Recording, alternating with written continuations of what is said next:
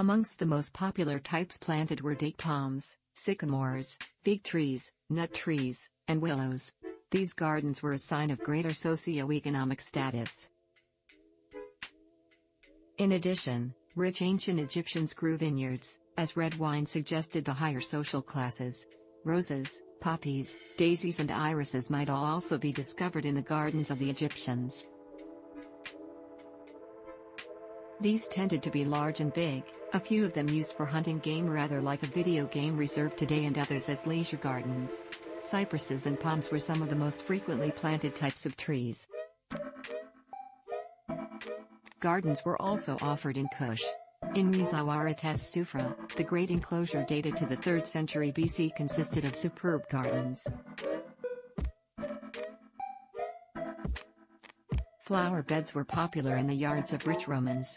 The Middle Ages, edit. The Middle Ages represent a period of decline in gardens for visual purposes. After the fall of Rome, gardening was provided for the purpose of growing medical herbs and/or embellishing church altars. Monasteries carried on a custom of garden style and intense horticultural strategies during the medieval period in Europe.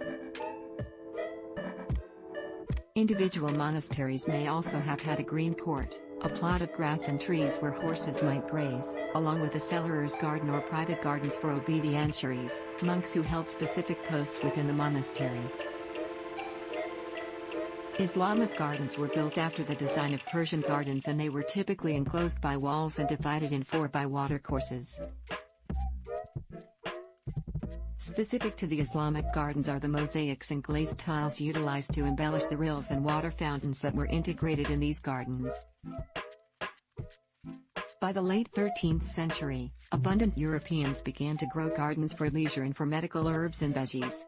They surrounded the gardens by walls to safeguard them from animals and to offer privacy.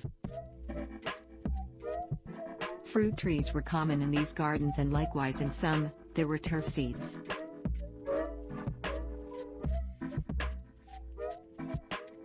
At the same time, the gardens in the monasteries were a location to grow flowers and medical herbs, but they were likewise a space where the monks might enjoy nature and unwind. The gardens in the 16th and 17th century were symmetric, proportioned and stabilized with a more classical look.